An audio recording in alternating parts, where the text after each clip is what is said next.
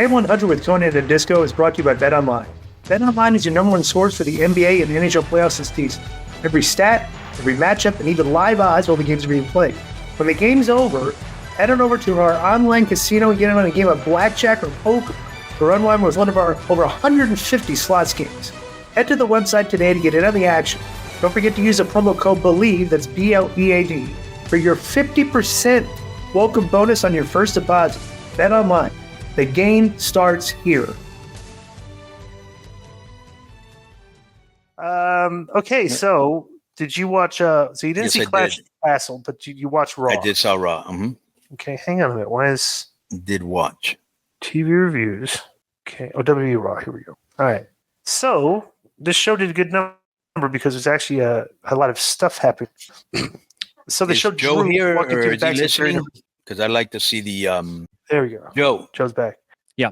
Can you put up the Raw thing? Because I want to see how the last segment did. It's not up. It wasn't. It's not up. Okay, my bad. No, you're good. All right. So next is so Seth Rollins comes out. Here we go. You have it? Oh, good. So. Wow, wasn't that high, really? 8 to so they did a big drop. That's kind of weird. They did a big drop off. What time did the game start? Like 8:20. So. Well, so the game didn't really start until 8:20. So it opens up and people probably switched over and saw that Seth Rollins is back and he's got promos, so they watched that. So it's kind of like, so yeah. So actually, it's kind of funny, entertaining that Raw did a, that was kind of, it was weird too. Bro, and the highest segment was the Alpha Academy stuff. Right, and let me tell you something with the what do you call it? The NBA, right?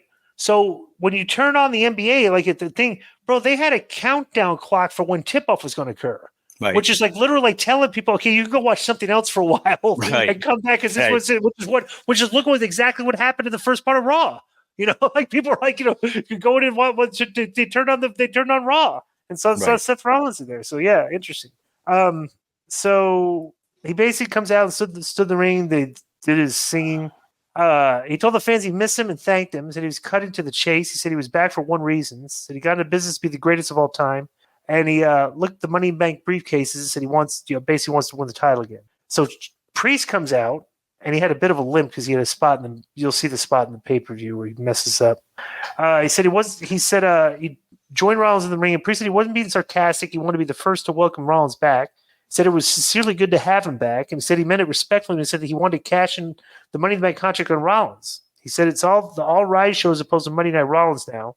And Rollins said he and Priest are a lot alike, and that they made their names in groups, but both cashed in their contracts and won their first world titles at WrestleMania. Rollins said there's one little thing that separates them. He said, at some point I grew a set, Rollins said. Said he wants to be the greatest of all time, realized at some point he needed to stand on his own 2 feet. Rollins asked Priest what he wanted his legacy to be, and one of the greatest of all time, or a footnote. Priest said it was a fair question. He gets it. He said he was Rollins' first challenger when he won the World Heavyweight Championship, but Priest said Rollins was better, but time changes things. Priest said people thought he would forfeit his title due to what happened to his leg at Clash of the Castle. Then Priest challenged Rollins to face it for the world title at Money in the Bank. Rollins wondered what the catch was because he says, like, you guys always, it's like a setup. But Priest asked him definitively if he wants a title shot or not. Rollins said, if it's that simple, I accept your challenge. And he added that the show will always be Monday Night Rollins as long as he's around. Rollins made his exit. I thought this was pretty good segment, to be honest with you. He basically just chats. Priest came down and kind of like you can see him trending a little bit towards a baby face now. Because he basically he was full out baby face. Yeah, right. He's just basically like said, you want the shot, you got it. Right? It's kinda, there was like nothing heelish about Priest at all. Zero. I respect you, all this other. And he's kind of like acting like the father figure to the Judgment Day and all these backstage segments and stuff, Well, he's the leader more than anything, but I wasn't a big fan of this. I thought the verbiage was all right compared to other people that have opened up the show. Okay. And I like Priest and I like Rollins. And I thought this was a swerve because I actually thought that in SummerSlam it would be Priest and Gunther. And I like this like unpredictability, like the Gunther's X-Men got girl. Gunther's got the champion at SummerSlam. That's the deal. Whoever it is. So like the X-Men girls getting beat by these two nobodies. Right. So footage aired from earlier today of Raw General Manager Adam Pearce talking on the phone in his office and Chad Gable in the room with Otis and his crew. And he blamed them for losing his match to Sammy, and he wanted a rematch. Pearce suggested he'd have to go to the back of the line and earn another shot. And Gable told Pearce to find him someone worthy to face while he emphasized that he's an Olympian. And Pearce said he had the perfect opponent in mind. So Chad Gable makes his entrance, and the ad for makes his entrance. Then guess who he's got to wrestle? Braun Strowman. Choo-choo train, yeah. So Dupree is selling. I guess Dupree is her for a shoot. Oh, she is? I guess. She had that walking boot on. They were selling the injury from last week, but I mean, they're doing a good job selling it because she had a crutch and a boot on. It's not like she was just limping, you know? So basically, Strowman does all his spots here, and he threw Gable back the So Strowman tossed Gable across the ring, and then Gable rolled to ringside, and Strowman ripped his t-shirt off and then went to the ringside and did his freight train bit. Then Gable shoved Tozawa into Strowman's path, and Strowman stopped and then tossed Tozawa at Gable. Then Strowman threw Gable back inside the ring, and Gable caught Strowman with kicks when he tried to return to the ring, and Gable ran the ropes, and Strowman caught him, power slammed him, and pinned him. So Braun beat them, and then after the match, Gable ordered the bums to come inside the ring while You Suck chant broke out. Gable shoved Tozawa and grabbed him by the ear. Dupree cut in between both of them. Then Gable took Dupree's crutch, and she had to hop around on one leg. Then Gable ordered Dupree to leave, and Otis helped her out of the ring, and then Gable slapped Tozawa twice. Then Otis turned around and looked at Tozawa and then shoved Gable to the mat and ripped off his own shirt. The crowd popped huge for this, and Gable begged off in the corner. Then Otis left the ring while the fans chanted his name. Then he helped Dupree and Tozawa to the back while Cole said Otis finally stepped in. And Gable got some good heat. Crowd was with us again. They were with everything here. You know? Joe, are you here? Anyways, what? Oh, he's eating. Joe? Yep. I'm sure you didn't see the show, and you probably saw parts of it. Did you see this? Yeah, I've watched all the Gable stuff for weeks. Okay, what do you think of this? I liked it a lot. I wouldn't have minded it if it went another few weeks until they did the breakup, but no, I think this was not the breakup. I don't think. Because they come back later and they have another backstage segment. Yeah. Yeah, but I thought if you're going to push him, this was my point that I wanted to make. I thought the push was just very weak after all this buildup. I really thought he should have punched him, slammed him, and then hit the ropes 3 or 4 times and hit him with his splash. But maybe they're saving for later on. But I thought this was a little bit weak after all that's been mounting. Agreed. I didn't think so. Yeah, I did. I just think there's more to come to this for the big. Okay, that's what I'm wondering. Yeah, if there's more to come, then I think there is. That's what I'm saying. Okay, yeah. So this was funny. McAfee did his telestrator thing, showing the that was funny. Liv was straddling Dominik last week, and then they showed them all around the table in the back, and Balor putting the hotel room key in his pocket. And they did a funny thing about that. Then they showed there was a little puppet of Rey Mysterio holding a sign said "World's Worst Dad." And these spots with McAfee are they're just very funny. He does it very well. You know what I thought was funny, and I forgot. Remember when they had Gable hanging upside down, and he was going, "This is how it's done, you moron," while he's upside down? That was funny. He reminds me of like a heel coach on The Ultimate Fighter, like a Dominic Cruz or something, the way it just turned up to 11, right? Yeah. So Damian Priest arrived at the Judgment Day Clubhouse where Finn Balor said he had Priest back in the match against Seth. Dominic, JD McDonough, and Carlito spoke in the background. Priest said he appreciated it and asked Balor about taking the key card. And Balor said he took the key card to protect Dom. Priest said he didn't mean it that way and told him he has no doubt he's next Mr. Money in the Bank, and Priest said he needed to know where his head was at. Balor paused while saying he would cash in, then added that it would be on Cody Rhodes. Balor said Priest knows he can trust him. And Dom said he couldn't find his purple cow vest. Carlito joked he probably left it in Morgan's hotel room. Priest didn't think that was funny. No. And after the other 3 left, Priest asked Balor if he had spoken with Rhea Ripley, and Balor said no. So that they got to think that Rhea's very mad about this. And she's coming back surprised, and there's going to be a huge pop when she comes back. They do that very well. All right, I'm not going to go over a lot of detail here, but Io Sky wrestled Kiana James as Zelina Vega in a triple threat match, and Io Sky won the triple threat match. And Liv Morgan was out there, and she applauded.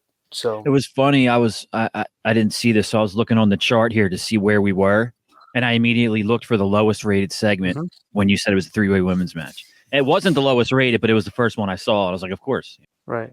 Well, there's just none of those characters have been featured prominently, I wanted to shout out real quick because I know you guys will definitely appreciate this. Omar Perez, show listener, tweeted at the show about AEW Dynamite tonight. He said, I hope at K100 Konnan will be watching. I understand what they've said about MJF and how he needs to change character and grow, but they can't afford to miss this. And it's MJF and Roosh opening the show commercial free.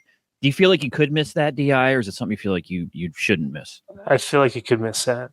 Because he's in a lame angle. I don't like when they open the show. Like, what's he gonna do? He's gonna open the show and like we really got to hear what he has to say about Roosh. No, they're gonna wrestle. Oh, they're gonna wrestle. That's right. Yeah. Yeah, but I know the finish. So why am I going to be interested in watching? Excited about to find out who's going to jump MJF after and be his next challenger. Konnan, do you want to say anything about that woman's thing? No, it wasn't bad. That's the only thing I can say about it. All right, so next is Io Sky is way better worker than the other two, but I will give Zelina her props. She's improved a lot. They did a good recap video of what happened with Braun Breaker, Ilya Dragunov, and Ricochet last week. And so Sami Zayn comes out and makes his entrance. Said he's proud to walk in there as champion. Said Chad Gable didn't make that easy. He said he doesn't like Gable, but it's never easy in the ring with him. He said all the personal stuff with Gable started because he beat him in a wrestling match. And Zayn said it's now over because he once again beat him in a wrestling match. Zayn said he was moving on from Gable. Zayn said he'd be lying if he said it was easy to move on from Alpha Academy. Said he feels for them. Said you have to do things on your own time. He said he didn't leave the bloodline until he was ready. He said the same was true for Jey Uso. Zayn said he had to look forward and do his job by defending his title against anybody and everybody. Then Braun makes his entrance. You know what, bro? Let me tell you something. The WWE has a very good relationship with Metallica, right? Did you know that, Joe? Okay. No. The song "Shortest Straw" by Metallica would be perfect ring music for Braun Breaker. Okay, yeah, it's real heavy. It'd be perfect for him. Yeah. The words and everything. I don't know. They're not cheap. So, that would be AEW. Yeah, but they got a good relationship with them. They could probably get it cheaper than you would think. They did change because I remember back in the day they didn't have a good relationship with them. Like they wanted to play SummerSlam one year. Vince was like, and offended them. And then years later, when they wanted to use Enter Sandman for Sandman, allegedly Metallica jacked up the price on them. But I guess they made up in the years following because they used more of their stuff. Okay, so Braun Breaker comes out and interrupts this interview. He looked at Zayn and looked at the crowd. And Zayn asked Breaker if he interrupted just to stand there if he had something he wanted to say. That was actually a good line. Then Breaker said he didn't have much to say because Zayn knows what he was there for, what he's capable of doing in the ring. Zayn spoke about the bodies he's left, and Breaker said Zayn is next on his list because I'm taking the Intercontinental Championship. Zayn held up his title belt and asked Breaker if it's what he wanted. And Sheamus comes out. He actually got a really good pop. Said he's been chasing the Intercontinental title for 5 years. And Sheamus said that if Zayn is given out opportunities, he should consider him. Sheamus told Zayn he's coming for his title. The Breaker took offense and asked Sheamus if he was going to act like he wasn't just standing there. Right. Breaker said no one cares about your sob stories, and everyone knows what happens when you're in my way. And Breaker said he would kick Sheamus. And Sheamus said Breaker is cocky and he gets it. He's the new hot kid, but he has no skin in the game when it comes to the Intercontinental title. Sheamus told Breaker to get to the back of the line before I make you. And they jawed at one another. Then Zayn said, I got a great idea. I'm going to go talk backstage to Adam Pearce and get you guys to wrestle each other tonight. So this was actually good build-up for a match that got a decent reaction later. The crowd popped when Zayn said, do you want to watch these guys talk? You want to watch them wrestle? What did you think of this segment, Konnan? It was good, and Breaker's just a star, bro. That's he has it. Yeah, I like when Zayn popped up in between both of them. That was kind of funny. Right. But yeah. So this is what did you think about the pre-tape with Dragon Lee? He spoke about his history with Carlito in their match, and Lee made his entrance with Rey Mysterio and Joaquin Wilde. Bro, both of them are my boys. Both of them have worked with me in Mexico, but I am not interested in this at all. What would you do? I don't think this has not been booked well. Fantasy Booker, how do you make Dragon Lee interesting? You put him in a good feud where they break his match, make him bleed, make him suffer. You know what I'm saying? Right. That's really what you have to do. Not just he's in good matches. Everybody there has good matches. Right. So backstage, Alba Fire and Isla Dawn were interviewed. They won their match, and Fire spoke about how they got the win to win the titles in front of friends and family, and said the hard work starts now. They will take on anyone who gets in their way. And then Shayna Baszler and Zoe Stark show up. And they recalled that she and Stark beating the duo last week and said the referee missed it when she made Jade Cargill tap out at Clash of the Castle. Stark said they're coming for the tag titles.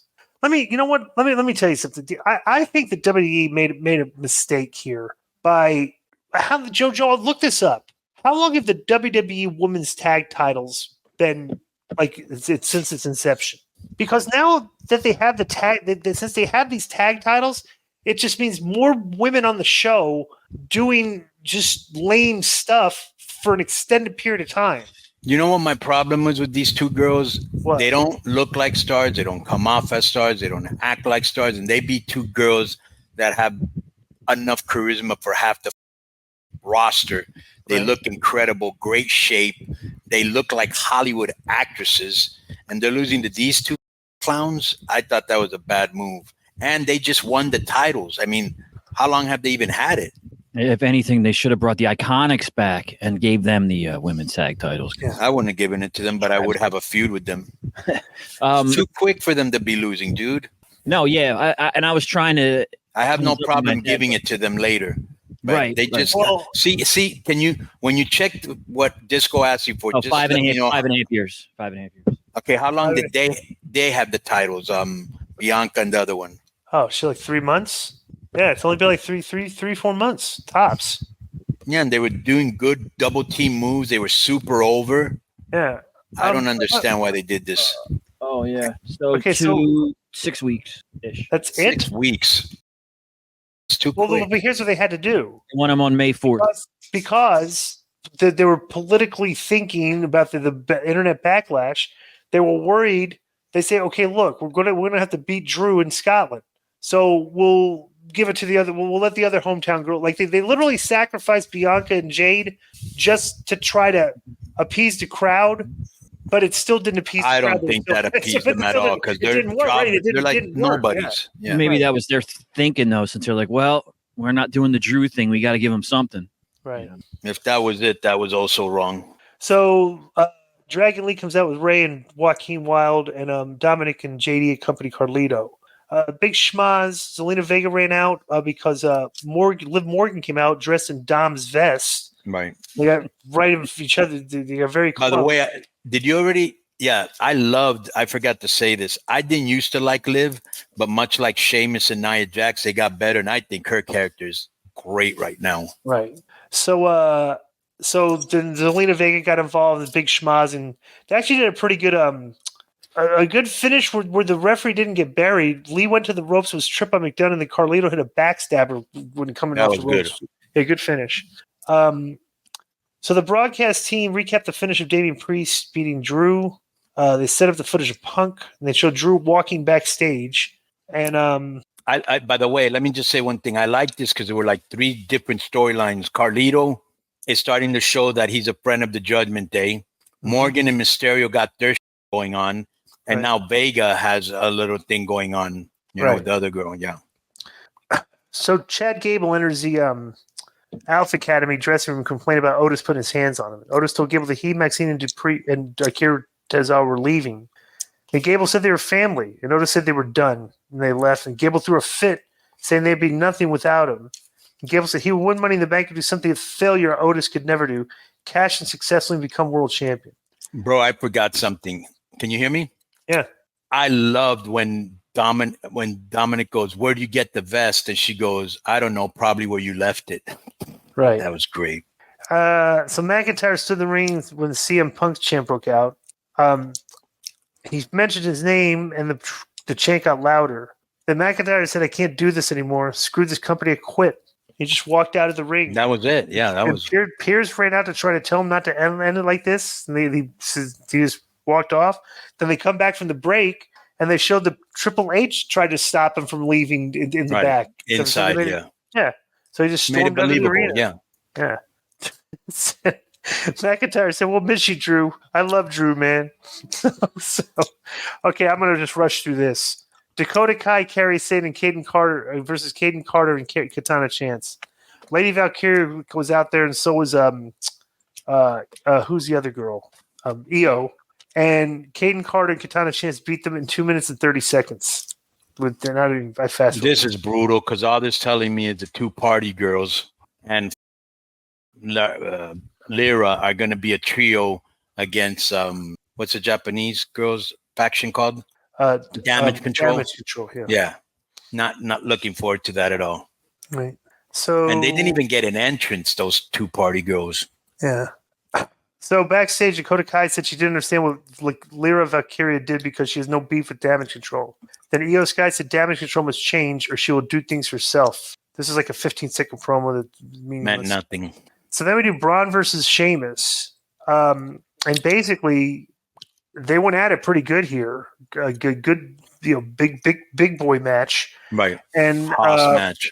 And Breaker was setting Sheamus up for a spear. Or Sheamus was setting them up for the bro kick. But then Ludwig Kaiser came out and pulled Sheamus from the ring and slammed Sheamus' bad knee into the ring post, and the referee called for the bell. So then Sheamus got the better of Kaiser and tossed him in the timekeeper's area. Then Breaker speared Sheamus. And a group of officials and producers ran out. Breaker and Zayn exchanged a look before Breaker was scored the back. This was actually very chaotic, but the crowd was very into it. This was really good.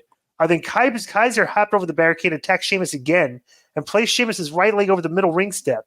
Then Sheamus went to the opposite corner of the ring to get a running start to go run around and like ram his leg. But then Braun Breaker started running around on the opposite side of the ring. That was and great. They were coming out and he speared him in the crowd. This was really good. That was great.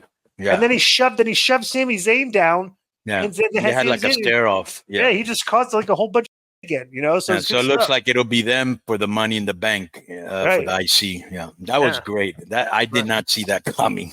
Right. Let me give you Jason Powell's POV. The lack of a clean finish had to be expected because they didn't advertise the match going into the show. Even so, I enjoyed the match and the post-match angle. Really good stuff. It's a little thing, but I like the way that Zayn stood up and walked around to key points of the match as opposed to staying seated the entire time. Yeah. So backstage, Dominik asked if anyone had seen his vest. He found Liv Morgan in a hallway and she was still wearing it. Dom asked her, please give it to him. Morgan said she would if Dom took it off of her. So Dom started to zip it in. The priest comes around. That was great. What? Yeah.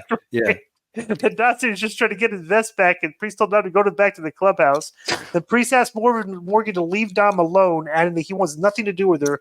And Morgan said she thinks Dom wants everything to do with her, and then walked away. So this is good stuff. Very good. Liz is great. Dom is great. Priest is great. Mm-hmm. So backstage, Karrion Kross and Scarlett delivered a promo, and Kross spoke about his recent dealings with Kofi Kingston and Woods. And Kross said he was thinking about doing something really out of control, but then Scarlett came up with an idea to do something that wouldn't result in him going to jail. Kross challenged Kingston or Woods to face him in a match with no one at ringside. Said he hopes to beat Kingston, added the Kings would rather have Woods in the back anyway. So they go to Kofi and Woods, and they delivered a promo from inside their locker room. And Kingston said they're the greatest tag team of all time, and asked who Kross is to give them advice. Woods spoke about the challenge that Kross issued, and Kingston cut him off. So that since Kross called his name out, he accepted the challenge. So it's kind of like, yeah, this is an interesting story. I'm curious to see how this plays out. So next week, here's the card for next week: Chad Gable versus Bronson Reed in a Money Bank qualifier. Lyra Valkyria versus Shayna Baszler versus Kairi Sane in a Money in the Bank qualifier. Yeah. So Jey Uso delivered a promo. A bunch of fans stood behind him in the concourse area and he spoke about winning the Money in the Bank and becoming the new champion. Called for his music to play and he made his way to the ring for his match. I like what they're doing. Can I say something real quick? Go ahead. He said he was going to get the Yeet case, but I forgot something that I just remembered right now. I don't know if you noticed this. Kingston kept kind of talking over Woods. Right. Yes, absolutely. Yeah, right. Like they're breaking up for sure. Right. Yeah. Right. Well, we're just definitely Kross is getting in both of their heads, No, it looks like they're breaking up, but go ahead. Right. So, and maybe Kingston might end up with them because he's the one acting kind of heelish. Maybe. Yeah. Could be an interesting little swerve there, maybe, right? And then they'll come back together at the end for a happy, but it'll take a while. Because that faction needs a smaller guy to take to be like the JD McDonough type. Right. In the thing, you know what I'm saying? Because they're all big guys. He's the perfect guy, yeah. Right. So Jey Uso cuts his promo. I like that dude. He starts in the concourse, then makes his way down the steps to the ring and stops intermittently in the crowd. Just gets a good visual because they do a lot of widescreen shots. He's really over. Right. So, yeah. So so Finn Balor makes his entrance and said he might have to. And Cole said he might have to make an in-person appearance at next week's Pat McAfee show because Raw will be in Indianapolis. Interesting. So Cole announced that, oh, this is Drew McIntyre has been fired on social media, right? His Twitter account's like the best wrestler to follow. So Cole announced that Drew McIntyre deactivated all of his social media accounts after announcing that he quit. So That's great. Yeah. So Uso versus Ray versus Finn for the 3-way. Take a while to guess what happens. This is such a stupid rule. Triple threat matches are no DQs. Did you know that? No. Let me tell Conan. Conan, did you know as a rule, Right. triple threat matches in the WWE are no DQ? That's No, like I didn't know that. Yes, so they always are. That's like a weird thing. Okay, Right. So of course everybody gets to Interfere and do whatever right. they want. Yeah. So so they did a schmaz where Balor hits the stomp, and then Jay splashes Balor after he hit the stomp, but he fell down and then pinned him 1, 2, 3. Good finish again. And so he celebrated, and the lights went out.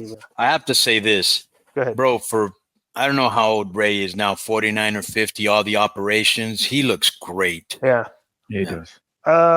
So then the lights in the arena go out, and a single piano music is playing. Ding, Ding, ding, ding, ding, ding, ding. That was great. So there was a fog on the floor, and then a masked Nikki Cross crawled towards a lantern that stood up and pointed behind her. There's a one camera shot, by the way, so you're just following the POV, and it's like this is absolutely Silent Hill video game vibes, like horror video games, first person POV, and the thing, right? Yeah, so they went backstage where the ground was covered in fog. A man dressed in the Ramblin' Rabbit outfit stood over 3 fallen people. The camera entered the gorilla position where there's more fog, and looks like all the production crew's been laid out. There was blood on the wall behind one person. A masked person was shown sitting cross-legged in a production crate. Another person wearing a gas mask was shown.